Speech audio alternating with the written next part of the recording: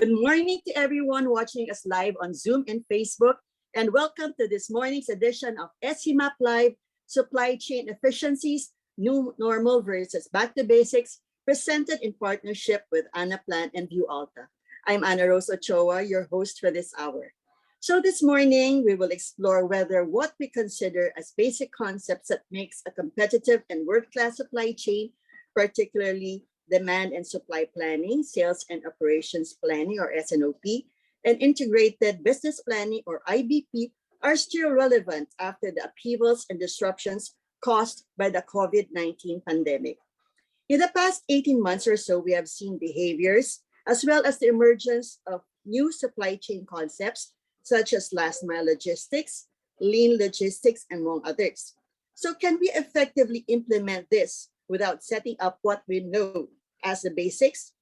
With the many disruptions we've seen in recent months, are companies still able to refer to these plans, or is planning still critical these days?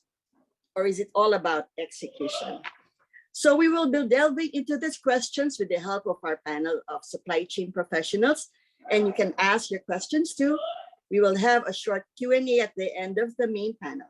So just submit your questions to the Q&A function on Zoom or through the comments section if you're watching us from Facebook. So it is with pride and my pleasure to introduce our panelists for this morning. First, I'd like to introduce Dr. Deborah Pike, Senior Solutions Consultant for Anaplan. She has over 30 years of consulting experience in both software vendor and customer organizations, most of which is spent assisting businesses in developing and executing effective supply chain transformation strategies, aiming for reduced cost, streamlined decision-making, and increased visibility. She joins us from Sydney, Australia. Good day, Deborah. Good morning, and thank you for having me on the panel. Thank you. So returning to our SCMAP virtual stage is Mr. Joost Driessen, APAC Managing Director for Vuealta, a global Anaplan partner helping businesses solve their biggest supply chain planning challenges. His over 20-year career has seen him work for the likes of Philips, P&O, and most recently Accenture. He joins us from Singapore. Good morning, Joost. Good morning, everyone. Good morning, Ana Rose. Okay. Joining us from Manila, mabuhay, Ms. Dada Salud, Senior Demand Planning Manager for NutriAsia. She has handled demand and supply planning in various FMCGs, particularly in confectionery and food, under the IBP and S&OP model for over 20 years. Good day, Dada. Good day and good morning, everyone. Thanks for having me in the panel. And finally, Mr. Aamir Mehdi is Director and Supply Chain Director for Asia Pacific for Fonterra, one of the world's largest dairy manufacturers. He has worked across all facets of FMCG operations from Asia Pacific, South Asia, and Middle East and Africa, including Procter & Gamble, where he worked for 6 years before moving to Fonterra. He joins us from Singapore. Good day, Aamir.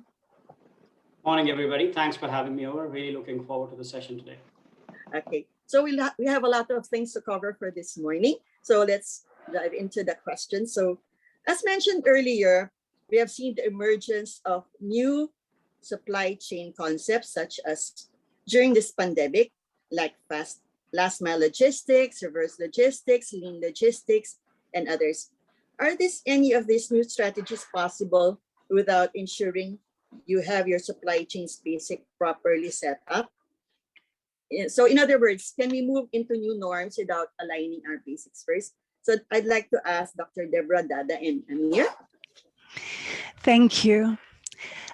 In supply chain, the concept of S&OP has been around for 35 years. Organisations have yet to implement that in a way that's really effective and giving a good foundation for growth, giving that organisation a point from which to have an agile plan and plan out beyond the simple steps of S&OP. But without a foundation of S&OP, which covers your forecasting, your demand planning, your supply planning, and your portfolio management, and bringing that in line with your operating plan, you don't have a place to move forward to. If you can't tell what you're going to need, you can't resolve that last mile challenge that we're looking to resolve now in these COVID days. The point I'd like to make is that we're working in an interrupt mode. Challenges happen. Challenges always happen. Yes, the COVID challenges that we're facing are a lot bigger, but they've given us an opportunity to plan into our demand plans and supply plans at risk, rather than having it as a line on our risk register. So I think fundamentally we still need that foundation. We still need to know where we're going to. We still need to align demand, supply processes with an operating plan, but we also now need to understand how we're going to resolve that last part. How do we service the customer? How do we service our customers, whether they're organizations or end users? But the foundation is still really necessary. Okay, how about Ms. Dada? Thank you, Anna.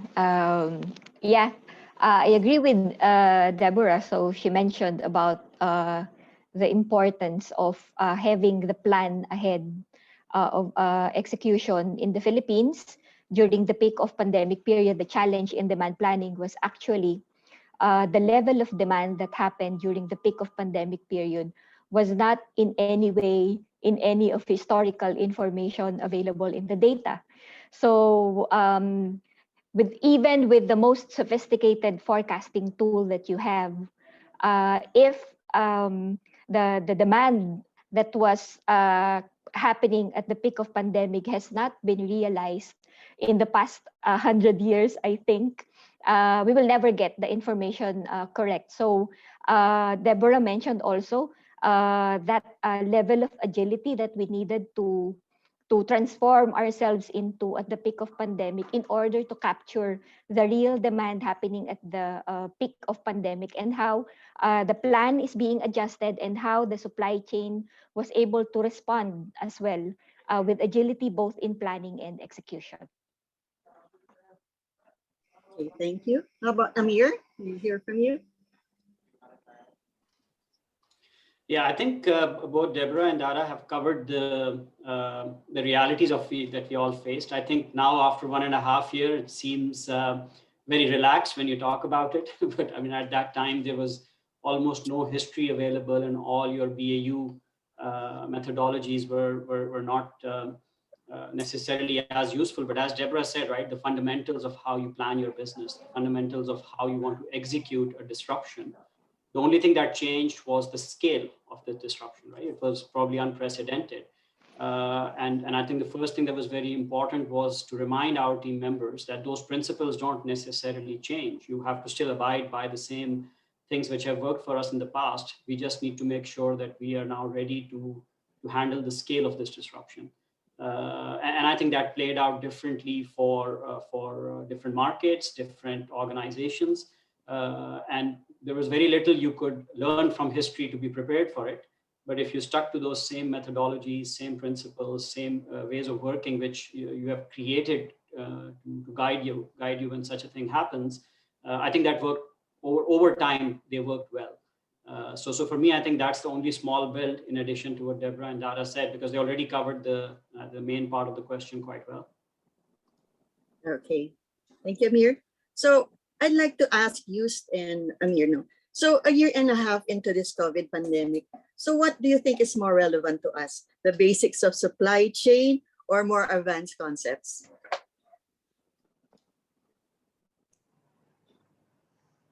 Aamir, you want to go first?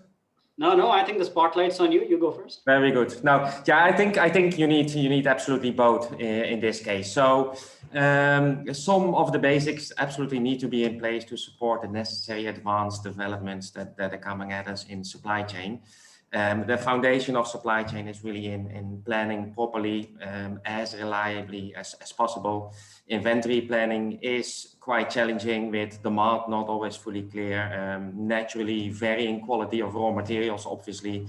Balancing, for example, high refrigerating storage costs with transport costs, that's a challenge, and that requires people to work very closely together across all functions in sales and supply chain finance or procurement, and you know all that, and that should all come together in S&OP. That added with consistent data for good visibility on where your orders are in inventory and various other KPIs. And that basics is already, I think, very difficult to achieve, as we see, or lots of our customers are working towards that. The new basics is therefore really bringing people together, I think, in using the same data on the same platform with significant levels of standardization, at least in data and ways of working. Due to COVID, many companies we've seen are investing more than ever and faster than ever in bringing these people together in a working environment. And then that, in my opinion, enables to plug in advanced technologies, such as a complete S&OP operating model. So not just the meeting structure, but also the data, the roles, the responsibilities, the KPIs, etc. It enables you to leverage IoT data that is coming in faster than ever through the expansion, for example, of the cold supply chain throughout ASEAN, with Thailand with its foods, Philippines in pharma and food, Singapore especially in pharma. AI, much talked about, of course, in the past few years, combine external data to optimize and get better views on your demand, and even further out blockchain for tracking and tracing between partners in the supply chain. And also that all of these new advanced technologies land better in your organization if you have the basics in place. So yeah, basics and advanced both together. Yeah, I'll just maybe make a quick build on that.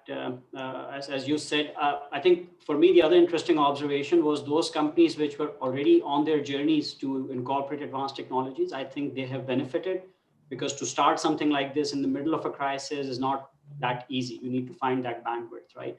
But on the flip side, what is also very interesting is companies have found out, many of them who had already started their journey on advanced, that when you do it without the fundamentals in place, you're probably chasing the wrong technology, right? We often look at technology as a silver bullet. You press of a button, everything gets solved. That's not the case. Technology is always an enabler, right? So all these things that Joost talked about, I think fundamentals were very important at T0 when the crisis hit. Communication, transparency, which data to use, how quickly do you leverage your relationships? How do you look at your total system versus just optimizing a KPI? And the thing is, not only one technology on its own cannot do all those things. So I think it's a little bit iterative in nature. There is no doubt that advanced capabilities will get you through a crisis much better, and especially now that we live in a different world, those are the need of the hour. But I think it's not an either or choice. Doing the fundamentals right will always remain crucial, no matter which advanced process or technology we look at. Okay, thank you, Aamir. So I'd like to ask Dada and also Aamir. So you work for multinational companies. So what disruptions did your organizations face in the past 18 months? I'll start, Aamir. Okay, during this big disruption, so one form of response that we did as a change in the process is we had to shorten the planning horizon. So while the best-in-class practice in forecasting is we provide the total month forecast, and then the rest of the supply chain will be ready for it. In Manila, with the changing government restrictions per city, per area, throughout the 18 months, it has asked the system and the process to adjust to a shorter planning horizon and a more detailed hierarchy in terms of product and area. Much as the manufacturing plants would want to look at the reference of demand plan on the level of volume that they're going to produce in their readiness responding to this disruption, the supply chain had to ask from demand planning a more detailed level of forecast in product and customer level. So that's one. So that's one is at the level of detail. And then two is the planning horizon from monthly to weekly bucket.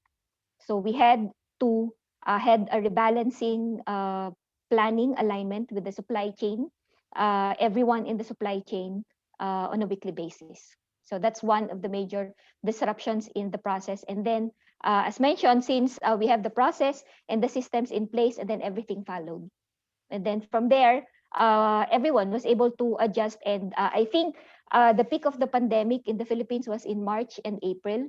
And then in May, as an organization under the supply chain function, we were able to adapt little by little and respond to the customers' needs in the demand in the Philippines as being servicing an essential product, cooking essential products in the Philippines.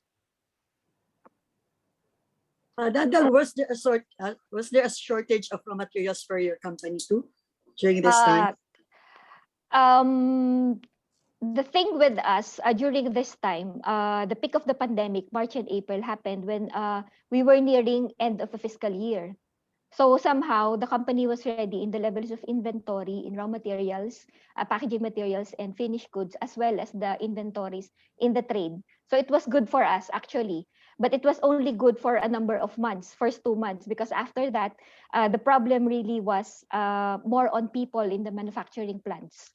The families of the people working in the factories are not allowing the people to go to their work. So there were major adjustments also on how the supply chain and manufacturing plants will adjust to the number of workforce that will respond to the level of demand that we needed to produce at that time. That was more of the issue then than the finished goods and the raw materials that we needed. Okay, thank you very much. How about Aamir for Fonterra? Yeah, I think I could write a book about the impacts, but very similar to what Dada said. In addition, I think the first thing we saw was a big bullwhip effect. So you had consumers rushing to supermarkets and people feeling a scarcity effect, which wasn't really there. For Fonterra in particular, because we are quite reliant on New Zealand as our biggest milk source, as our biggest milk pool, and we operate both in out-of-home and in-home consumer channels. What happened overnight was the demand patterns shifted, right? Restaurants closed, hotels closed, tourism industry came to a halt, and a big chunk of that business just went from a certain level down to zero. On the other hand, pantry loading just spiked across different markets. And you started seeing the phantom orders come in, and a very classical bullwhip effect, manifested itself. But for us, as Dada said, I think the first thing was to make sure that we can continue to operate. So on the market side, all these things were happening, but at your own manufacturing, your farms, your operations, you wanted to secure your people. You wanted to make sure that it was okay for us to open the plants. It was okay to make sure the processes were in there for people to feel secure that we can still operate them. We, of course, work in a product range which is considered essential all around the world. So we had the benefit of all that flexibility. But then essentially, if you're a supply chain person, overnight, your demand doubled or tripled in one channel, and it went almost to zero in another. So I think that was the biggest nightmare, where the system had enough, but most of it was in the wrong place and at the wrong time. So how do you reposition to make sure that on one hand you can calm down your customers, your markets, that product will be available. You can ensure that your upstream supply will continue. And then what do you do about a channel which is suddenly tanking? And there was no predictability on how long this will last. Every country was behaving differently at an on-ground level. So I think that disruption, and of course, over time that translated into a container shortage, shipping rates going doubling and tripling, and then second, third, fourth waves. So it's still not over. I think impact-wise, probably very similar across industries, what I'm describing. And I think agility was really put to test. How resilient you are and how agile you are, because this was completely unprecedented. I could go on, but I think that's probably summarizes it well, how the impact happened in Fonterra. Thank you very much, Dada and Aamir. So I'd like to ask Joost and Deborah. So we're long considered concepts like demand planning, IBP, and S&OP as basics, so necessary to ensure an excellent and world-class supply chain. But in your opinion, do you think a majority of our companies have this in place, or are they practicing this? Yeah, just like Deborah mentioned, apologies.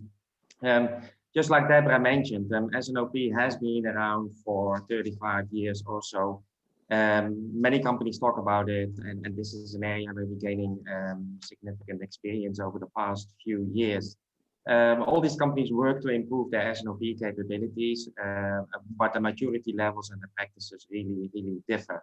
If you look at demand planning, for example, we still need to work with customers who initially only focus on confirmed sales, sell and deliver what is possible, but do not really look ahead and plan for opportunities and threats, which obviously becomes more of a risk in these disruptive times. We see companies replan every month from scratch, which makes evolution of plans and refinement of plans and clarification of any differences between plans or responding quickly to new disruptions. That's too slow, and that hinders that process. Data gathering, demand data gathering is either frequent, but then it contains a lot of error, omissions, data inaccuracies, or it is accurate, but that takes more time and you work with all the data. And we see that most of our customers and prospects are actually working with systems and data. People work together to get better at both, so timing and accuracy. We see a lot of companies, and that's really over the past few years, moving away from planning on spreadsheets, which typically were handled by an individual who has been around for a very long time. Because it's just too risky, especially in these times when all hands need to be on deck, and then one person on a spreadsheet is too much of a bottleneck to maneuver fast. Also in development, although there is still a world to win, is that demand planners, sales, marketing are already working much closer together to decide on what's the most likely plan for next month and months ahead. But still, more transparency could be useful as to how the data was built up. So what are the components and the assumptions underlying that demand plan that leads to fruitful discussions? And when those assumptions change and components, contributors change, how do you then respond very fast, very quickly? So that is something that is evolving, but still some way to go. Similar to, for example, the use of ABC segmentation, XYZ segmentation, a well-known concept, but we see too many companies still paying too much attention on SKUs that are less of a value of a company. And that is where we work closely together. The emergence of e-commerce recently, for example, is a whole new ballgame in demand planning, much more campaign driven. So either you have demand or you don't have demand based on your campaigns. It's much different than forecasting in brick and mortar stores. And that's much what we see, and knowledge is evolving, maturity is evolving. Similarly with the associated returns, which of course have increased with e-commerce as well. Lastly, around when you go a little bit more upstream, demand and supply, you see them all on the table. However, data inconsistency across the entire chain still leads to the use of cumbersome spreadsheets, misalignment between the data, and that evolves. And that hinders the response to bigger events like COVID, but also daily events. And it hinders the scalability over time as well. Now, that misalignment, and that leads to what Aamir alluded to, and is well known in the supply chain, obviously, that this misalignment, together with high lead times, together with uncertainty, that leads to overstocking. And you have very high inventories in the wrong place at the wrong time. Now, what is it that we're working towards? What you see is that that is in-house collaboration. We also need to look more at collaboration across the supply chain. To work with your suppliers, and your suppliers, work with customers, and your customers to mitigate risk. And everything actually comes down to working together real time with the same data. And that is why many companies are really having investment these days in technology, largely driven by COVID. With cloud computing as one of the major areas of investment to work together with anybody, anywhere. Thank you, Joost. Deborah, your thoughts? Yes, Joost brought up the point of collaboration. So like Joost, I'm seeing many organizations still use Excel spreadsheets for their S&OP. And I'm going to say S&OP reporting. What we need to see is organizations moving to an SOP process. So SOP is 5 steps of reviews. Review your portfolio. How are products performing? Are there slow moving items that you could remove? Bringing into consideration your ABC classification. What products do you need to focus on? That's your 80%, your high turnover, high volume. They're going to run your business. So use your review meetings in that portfolio review to determine what products should be coming in and what products should be moving on. And that helps drive the focus for the next steps in the process. We look at forecasting as a forecast review. How accurate is your forecast? And as the other panelists have mentioned, not so much during COVID, but how can you use forecasting methods so they're not so focused on looking backwards, but more into looking forwards? Do you have enough information or the capacity to go outside your organization to inform your forecast? Could you use machine learning? Could you bring in weather patterns? Other issues that have disrupted your supply chain in the past, not necessarily COVID, but a tsunami will affect all of us in this Pacific area because we can't ship. Chinese New Year affects all of us in this Pacific area because we have a month where we can't ship. The bushfires that we had in Australia had a big impact on supply chain. So what are the other disruptors that we need to consider that we can get information on and use that to look forward in our forecasting review? Then how accurate is the forecast? How can we use the information that we've gained in these COVID times to use those in our outlier adjustments moving forward? Or what part of history do we take into consideration in the future? What part of the past 18 months of COVID is important to bring forward to demand plan? Joost mentioned collaboration. If we don't have a collaborative process in that demand review, it's not just a matter of saying, this is what sales say, this is what marketing say, this is what the forecast says, here's our demand. It needs to be a process of consensus. It needs to be everyone not just being in the room, but having a seat at the table and have those key stakeholders justify adjustments that they're making to demand, justify how that's going to impact the supply folk. Then bringing that consensus, agreed, reviewed demand into your supply review. And again, it needs to be a review. What do you need to make? What do you need to move? What do you need to buy? What window are you looking out of? How far forward? Do you have, like most organizations, constrained supply? We all have that challenge. How are you going to then meet that constrained demand with constrained supply? Do you use a fair share model? Do you look to supply so that you maximize your profits? What decisions need to be made there? How can you look at your supplier base and work better, as Joost was saying, outside of your organization into the overarching supply chain? Is there a moral obligation in that supply community to make sure that you're helping your suppliers stay in business? You don't want to shift everything because they can't supply this month. You don't want to put that company out of business by taking all of your market somewhere else. So how can we have a moral obligation and still keep our own businesses running, but resolve those constrained supply challenges? And then the process itself, in mature organizations, it's a series of review meetings. It's taking information and tweaking your operating plan so that you're always achieving or overachieving your annual operating plan.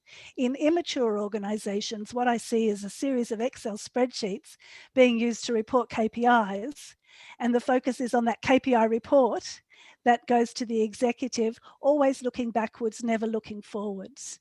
So the maturity of the organization needs to fit with the process that's being followed. Sure, many organizations still need to use Excel or they're moving forward to technology. But as Aamir said, technology isn't the silver bullet if you don't have the people and processes in place to use that technology.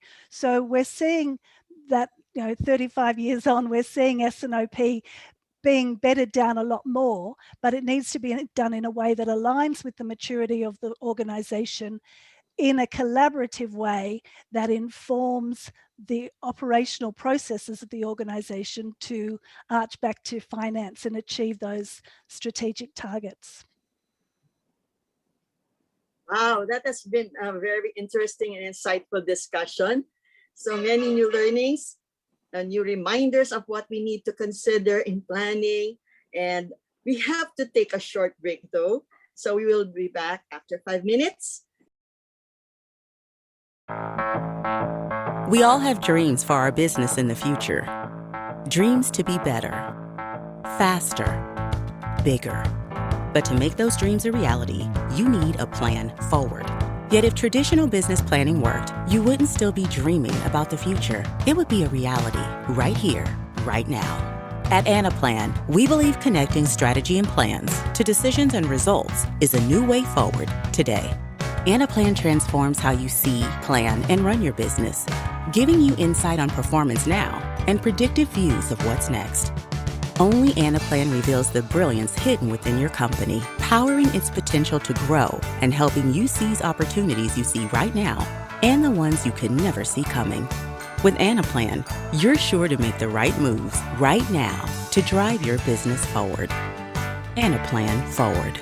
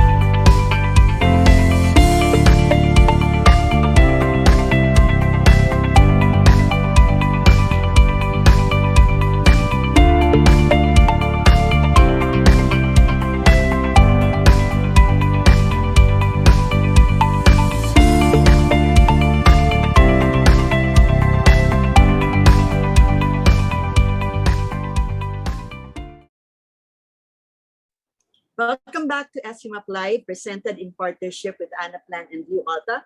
And we return with our distinguished panel of supply chain professionals, Dr. Deborah Pike of Anaplan, Mr. Joost Driessen of Vuealta, Ms. Dada Salud of NutriAsia, and Mr. Aamir Mehdi of Fonterra. So we have some time later on for some questions, and I have about 2 questions here, but we will proceed with our panel discussion now, okay? So moving back. Hi, Dada and Aamir. Hi. Okay. Let's talk about how your organization's supply chain are set up. So how did it help your company pivot quickly during this time of the pandemic? I could go Dada first. and Aamir? Yeah, okay. Go ahead, Aamir. Thank you. For us, I think as I described earlier, we are a global dairy company, but we have a very heavy reliance. About 90-95% of our milk pool sits in New Zealand. And New Zealand as a country is far from anywhere in the world, right? Geographically, it's one of our supply chain challenges. And furthermore, we are a very seasonal milk supply. So the supply of milk doesn't stay stable throughout the year. And what that has done is it has helped us adapt the way we operate around the world as a vertically integrated dairy company from farm to shelves in a number of different ways, whether it's a channel vertical, a product vertical, or a geographical one, which means that across the world, we have our supply nodes, our teams positioned.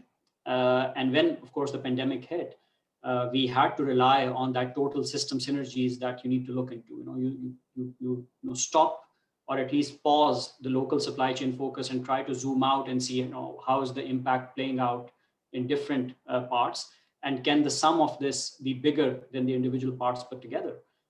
So for us, I think when the disruption hit, as I described, when our channel demand patterns completely changed from out of home to in home.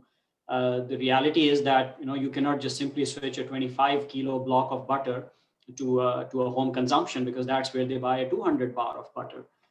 So you may have enough butter in the system, but you just don't have it in the right format or in the right location to quickly make that adjustment.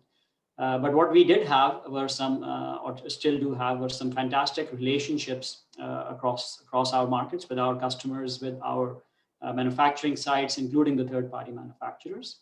And at the same time, our sales teams, especially in the out-of-home sector, they are very skilled at selling solutions rather than selling products. So when they talk about out-of-home and with our customers, they essentially describe how using a product can help the customer's portfolio, profitability, application, and so on. And the pivot over there was quickly switching it to the same consumers who will now be baking at home, cooking at home, and consuming the same products which they were earlier buying from, let's say, a bakery or a supermarket, or going and consuming it at a restaurant. And I think in a crisis, while you need to stop the gaps, you need to quickly plug those holes that have been created, it is equally important to understand where your strengths lie. How quickly can you unleash the power of your network, the power of your capabilities, especially the people. So ultimately, resilience manifests itself in people more than anything else. And you need to get your people in that right mindset that, yes, this is a problem, but I have solved problems before, and I just need to think about it differently. So while you have no control over what happens to the tourism industry, you do know that people are still going to eat and they will still require these products. So you need to come up with a way to use your existing capabilities and make that pivot. It doesn't happen overnight. So, it's although it's the way I'm telling it, it was a pretty good story, still is. And it hasn't stopped. I think the pandemic is going through wave after wave. But at that time, realizing on how I'm going to change, what got you here won't get you there kind of thinking is very, very important. If you try to use the same approach, you can only get so far. So for our particular business, which is determined by the sourcing challenge, the length of the supply chain, and the channel differentiation, we needed to actually make a pivot not only on supply side, but also on demand side, recognizing that whatever we today make and sell, people still need it. We just need to find a creative way of making it reach their consumption points. Yep, Dada, over to you. Yeah, thank you. From our end, I think I'll be focusing on our process. So from the very start, the very strong foundation of S&OP process in our company, that 5 phase process that Deborah was mentioning earlier, from new product development to demand planning process to supply planning process to our financial review process going to the S&OP. The thing with the process is it's in place such that these disruptions which was favorable to us, by the way. The imbalance between the demand and supply, fortunately for our products, it was favorable to us in terms of demand. So really, the controllable point as far as the supply chain structure from our end is concerned is internal to us. It is very much controllable. The process is in place, so we did not worry about it. And really, the agility and the responsiveness on the favorable demand happening during the peak of pandemic for us was all on us. So we were ready with the process. On people, despite the new work from home setup, the process and the tools are there, which I'm proud to say Anaplan is cloud-based. So it was really maximized at the peak of the pandemic. Us being the owners of the tool, and the tool being connected to the multiple applications that the rest of the organization is using, the output, again, controllable, internal to us, the demand planners, was put to a good use for our supply chain to respond to the favorable demand for us. And then lastly, I think also it's being mentioned also, the mix of the skills of the sets of people functionally performing from the commercial and the operation side. It has somehow responded to each other. How the commercial teams were able to respond to additional channels, to the change in like the emergence of the e-commerce. We were not in the e-commerce before. And in the Philippines, we call it ayuda. These are the government subsidies. And fortunately, our product was one of those being used in the government subsidies at the peak of pandemic. While the challenge, of course, in the demand is how we are going to sustain that level of volume moving forward. So from the commercial side, the challenge is putting in additional information moving forward. Like, for example, if the government subsidies that influence demand at the peak of pandemic will not be happening in the next 18 months, then we're looking at the Philippine elections in May 2022. So the government will still be using those government subsidies, and it's still an opportunity in the demand side and still favorable to us. So that's it. Basically, the process is there, and the set of skill sets of the people behind the process are there. So the adjustments were mostly internal to the company. And then everything follows the way the supply chain was able to influence our suppliers, our challenges in the logistics. And as I've said, in 2 months' time, we were able to respond to that favorable demand that happened to our company at the peak of pandemic. Okay. Thank you very much. So you and Dada talked about e-commerce. So I'd like to ask Deborah.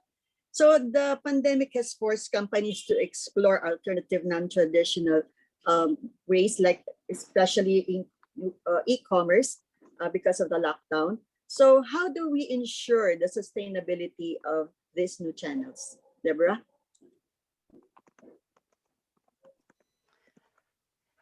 The world was slowly moving towards more of an e-channel approach anyway.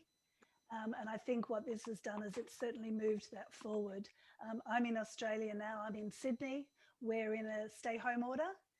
So we can go to the supermarket and we can go to the fruit and veg store, the butchers, but for everything else, it's online. We've been forced online. And I think that forcing people to move online, giving businesses who maybe wanted to have that extra channel, that full omni-channel approach to their business, it's giving them an opportunity to set that up in a way where we, the buyers, are a little bit more patient with the time it takes to deliver something. So we're giving an opportunity to organizations that may not have been there or may not have been able to be realized for another couple of years to move into that e-commerce channel, basically by forcing them.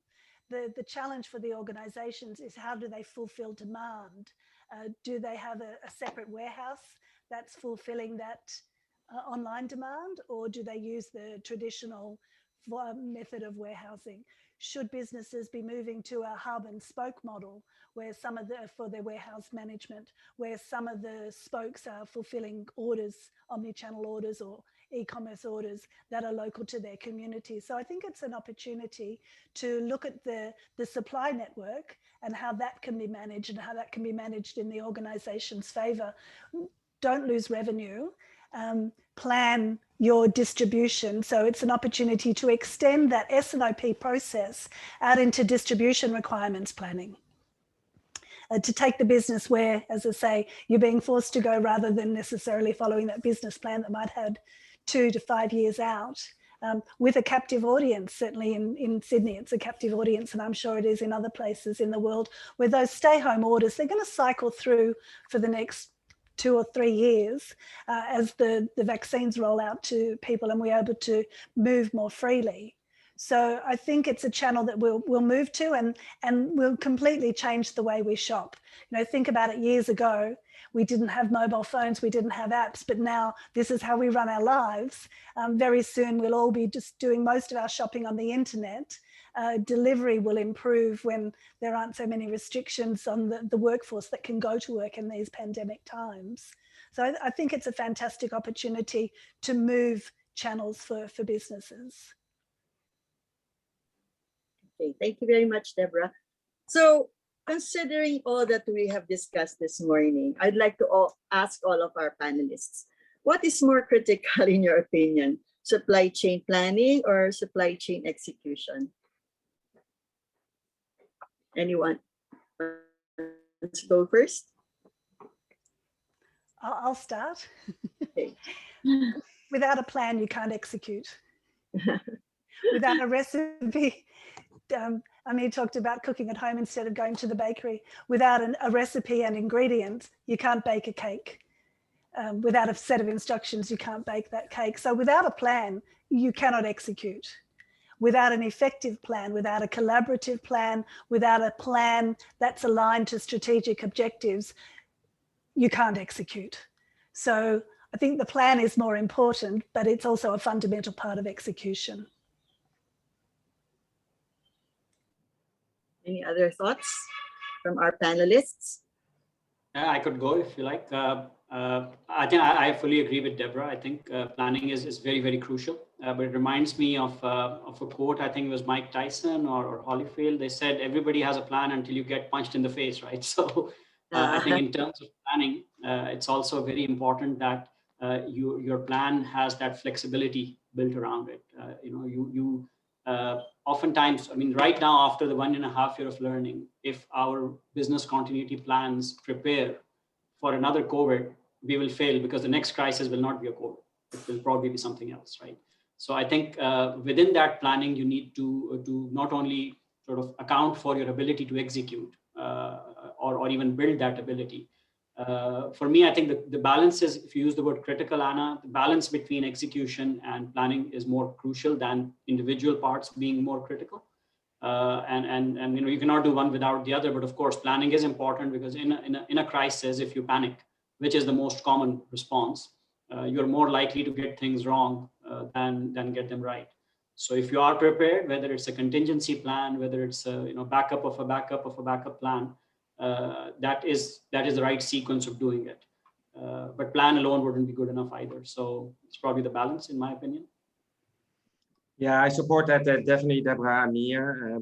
Planning of execution actually brings in the revenue, obviously, by selling. That's the practical part of it, and that is absolutely the must. That's the core of the business. But without having a plan in place, all the outcomes will be absolutely suboptimal, and you will drive off the cliff as a company. So the balance between them, the balance of attention, hand in hand, is absolutely the key to go forward. Anyone else? I can't disagree from our panelists. In that order, yes, planning over execution. But yes, execution is key. Thank you very much. Anyone else? Okay, so at this point, I'd like to ask Deborah if we could take away 3 key messages from this morning's session. What would it be? And you kindly share it with our audience. sales and operations planning is a key process that needs to match the maturity of the organization and focus on collaboration and reviewing. It's about seeing the information you've got, tweaking it, and then moving forward. Embrace change, embrace uncertainty, and plan for it. This is not the first time that we've seen uncertainty, but it snuck up on everybody. I'm sure if we looked at everybody's plans over the previous years, there would be a little risk line in the risk register about uncertainty. Take it out of the risk register and put it in your plan, and plan for uncertainty. And my last is, in supply chain, we're a community. Our suppliers are as much a part of our community as our customers are, and we have a moral obligation to support our entire community. They're my 3 takeaways. Okay. Thank you very much, Deborah. So we have time for 2 questions. So first one is from Zach Lee. In the ongoing pandemic and logistical issue from shortage of containers and port congestion, which impact the immediate short term, how then do we manage the overall S&OP process better? So S&OP Horizon governs the M3 to M18, but the impact is happening on M1 and M2. Any insights?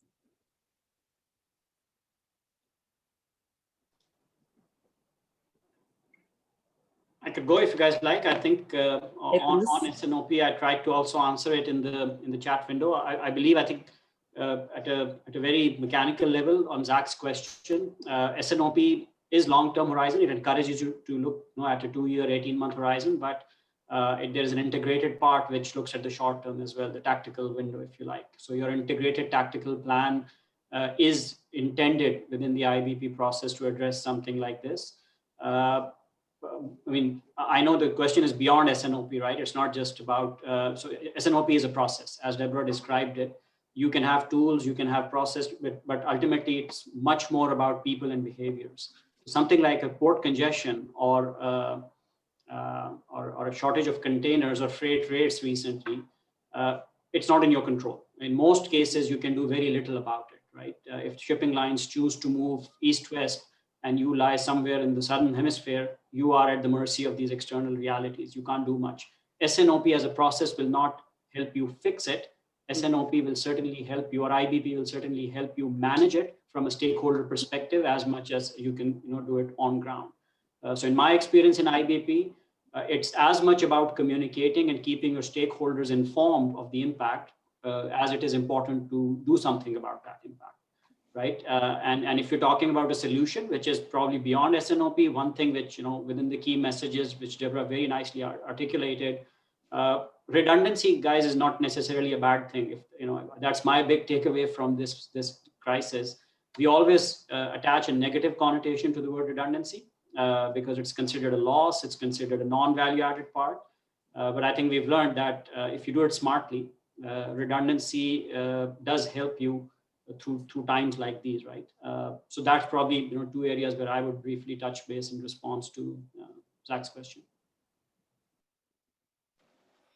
Okay, so we have one more question before you wrap up. So new normal is not normal. The mobility of people, products, information slow down. So demand, supply chain activities has to adjust accordingly, including demand management, as demand is a derived function. So what is the best forecasting model that can be deduced from the demand data? And what significant difference exists in the demand forecast model used by companies among industry verticals? If any, what conclusion can be inferred? I think I will have to respond to that because that's a demand planning question. So thanks for that question. So for one, since we are using a forecasting tool, we had to review the algorithms being recommended by the tool because we saw already the first 6 months that the output of the forecasting tool is far from what's happening. Therefore, if we follow it, the forecast will be very wrong. So forecasting tools have several statistical forecast algorithms available. And for an automated process, you only have to look for the best fit. So one, definitely you don't look for a longer historical data. So definitely that does not apply anymore.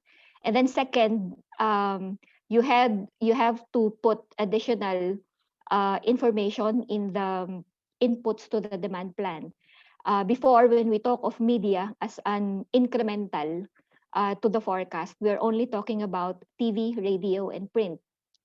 But during the pandemic, there was TikTok, there was Facebook, there was YouTube, there was Instagram, and those were not part of the forecast builds 18 months prior. So those are the things that the demand planner had to learn. And also, I think one of the processes that really helped us a lot is more collaboration with the commercial teams. So that part of the process where you just accept the forecast being handed over to the demand planner from the commercial partners, from sales and marketing, you don't accept it as it is. You have to learn. You have, while the historical data may tell you that a certain incremental from an activity will bring you additional volume sales at this level, that is not the case during the pandemic. So there are other ways. While the demand planners will not be able to go out and talk to the people in the market, everything, you have to look for ways in talking to your planning partners from the commercial side, such that the demand planning process will be able to input to supply planners a better set of forecasts, and of course an acceptable levels of error in the forecast. I believe the best in class forecast accuracy during the pandemic, this was released last year, was 80%. Before, we were used to looking at our forecast accuracy from 85 to 90%, especially for the class A or the volume drivers, but that's not the case during the pandemic. And communicating that to the stakeholders on the acceptable level of error in the forecast, such that everyone in the supply chain should be able to adjust in that acceptable level of error in the forecast. Those were changed. The KPIs were changed, the level of reviews were changed, and the level of interests in the demand planners to learn further on the commercial inputs from the commercial partners, so that we can all give to supply chain a better forecast and a better forecast accuracy at the end of the day. Yeah, those. Okay, thank you very much, Dada. So that brings to a close our session for this morning. Thank you again to our panelists, Dr. Deborah Pike, joining us from Sydney, Mr. Joost Driessen, and Mr. Aamir Mehdi, joining us from Singapore, and Ms. Dada Salud from Manila. Also, thanks to Anaplan and Vuealta for co-presenting this edition of SCMAP Live. We'd also like to thank you, our participants, for staying with us this morning. And don't forget to answer the feedback form as you leave the session. So before we go, I'd also like to mention the second series of Supply Chain Essentials, which will be happening every Friday from August 20 to September 24. These are 6 webinars covering supply chain fundamentals. You can register online by visiting scmap.org. Finally, our flagship conference, SEC 21 Live, is happening on October 5, 7, 12, and 14, seeking to answer the question, what is supply chain's next big story? So sponsorship opportunities for this event are now available. You can also check scmap.org to learn more. So that marks the end of another edition of SCMAP Live. I'm Ana Rose Ochoa, your host for this morning, wishing you all stay healthy, stay safe, and God bless us all.